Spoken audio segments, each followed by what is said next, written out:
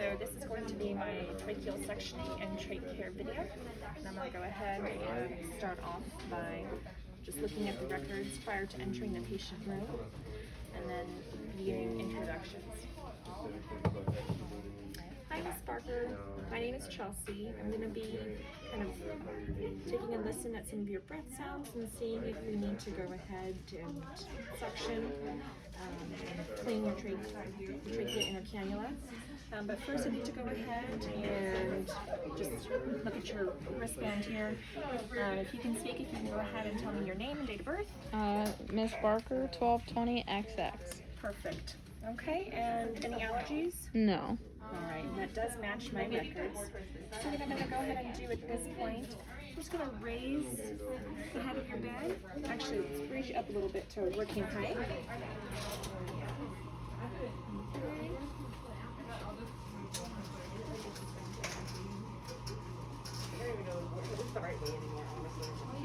Alright, let's just raise the head of your bed here.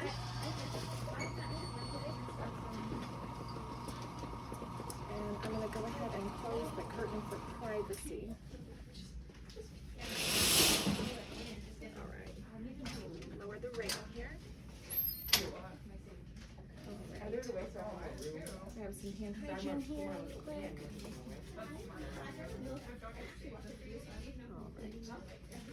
Alright.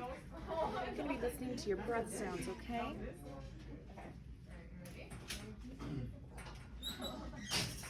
I'm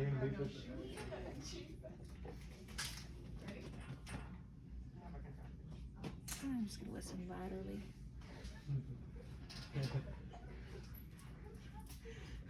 Okay. Can you go ahead and try and give me a cough? Okay. I don't see that you're able to have a productive cough, and your breath sounds do sound like there's some crackles, so we're going to have to go ahead and section. Okay. Before I do that and get everything prepared, I'm going to go ahead and turn on the suction, set it to continuous, turn on the oxygen here. We're going to hyperoxygenate you while I'm getting everything set up. It sits there. Okay. I'm going to monitor for any issues with breathing, but this should allow me to go ahead and have the patient hyperoxygenated prior to suctioning. Okay. So I'm going to go ahead and flex here. And I'm going to go ahead and actually open the suction catheter kit.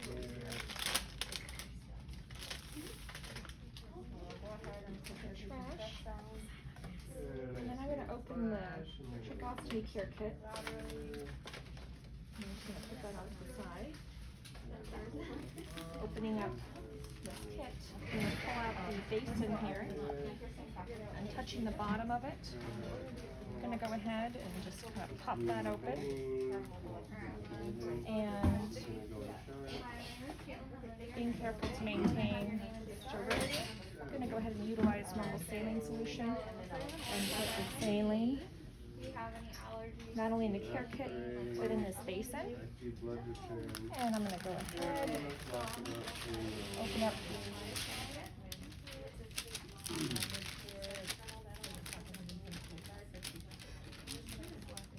Alright, so I'm going to go ahead and put on my sterile gloves. I'm going to put it on my non-dominant hand first. So I'm going to go ahead and grab.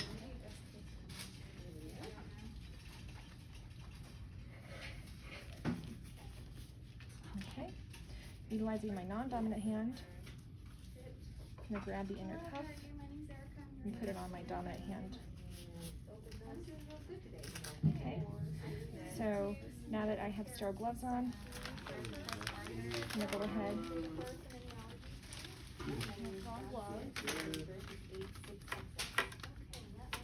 Perfect. I'm going to keep my right hand sterile, and I'm going to grab the chimney piece with my left hand. Okay.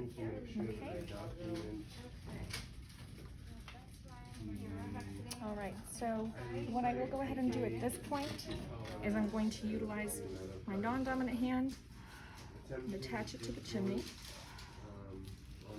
And we're going to test the suctioning first. So, verifying suctioning works. Utilizing my non-sterile, non-dominant hand, I'm going to go ahead and remove the oxygen. Okay. All right, Miss Barker, I'm going to go ahead and insert and suction out some of that sputum. If you don't mind, just give me an inhale. Okay, perfect. Going to insert 6 to 8 inches without suctioning, and then now rotating intermittently. Going to pull out this piece, and then what I'm going to go ahead and do at this point, place oxygen back on patient. Okay.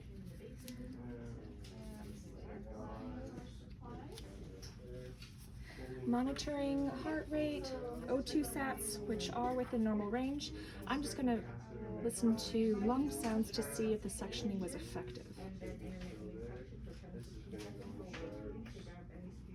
Listening to all lobes and bases. Okay. It does appear that lungs are clear. We do not require any more suctioning. If I did need to suction additionally, I would go ahead and rinse this catheter piece in the cleaning solution and then maintain sterility and suction again. So I'm going to go ahead and pull this off here and take off gloves. I'm going to turn off the suction. Okay, get this out of the way.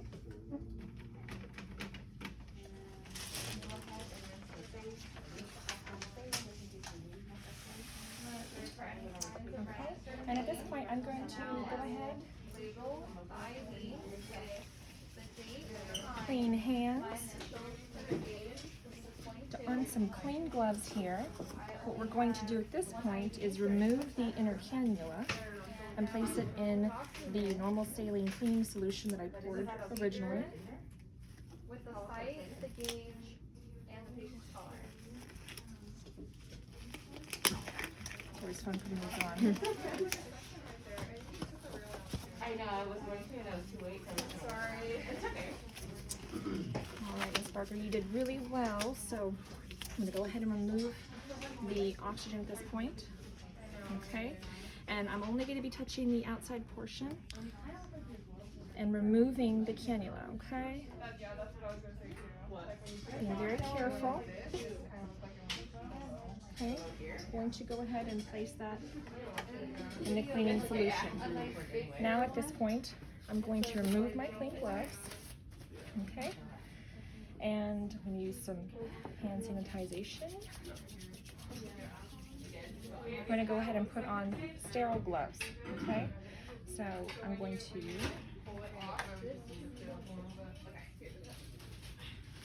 while I'm doing this, I'm also monitoring any signs of hypoxemia with the patient. They're doing just fine.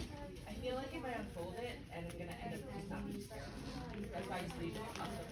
Yeah. Okay, now that I do have sterile hands, I'm going to be very careful about maintaining that sterility and being aware. So, I'm going to grab the corners here, shiny side down, Olay. Okay. Now I'm going to go ahead and take out the pieces inside. And then remove the inner cannulas, take off the gloves, don't want their gloves, scrub, dry, Okay. replace. Thanks so much. All right, so at this point I'm going to go ahead and utilize this cleaning tool, and I'm going to hold the cannula with my dominant hand and clean.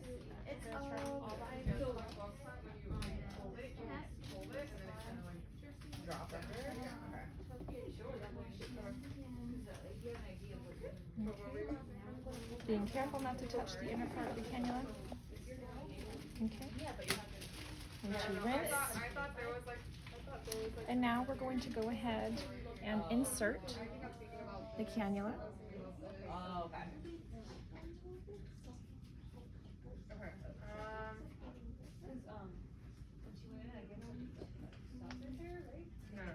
There we go. Perfect. Okay, I'm no longer sterile at this point.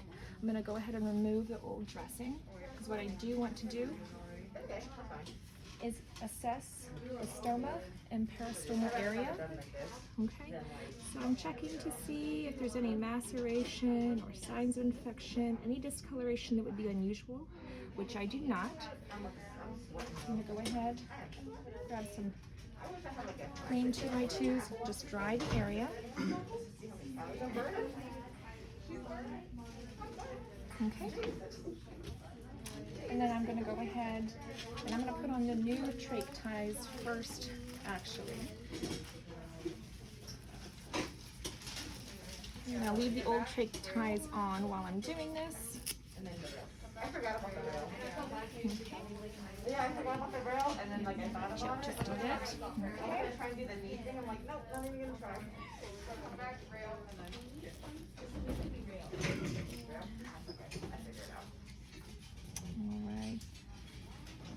And I'm still keeping an eye on not only just nonverbal cues, but seeing how the patient vitals, if they're stable, making sure the O2 sats are dropping, oxygen saturation is good. And now I have removed the old trach tie.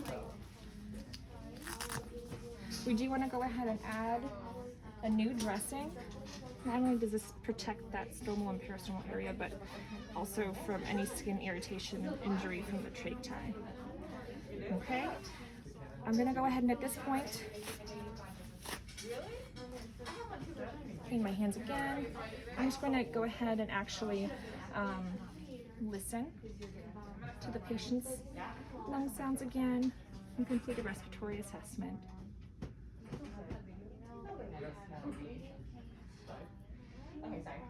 Okay, sounds good. I do notice the vitals that we have in terms of heart rate and oxygen saturation are within normal limits, and I'll document the amount of sputum that we did suction, the color, as well as the patient's tolerability.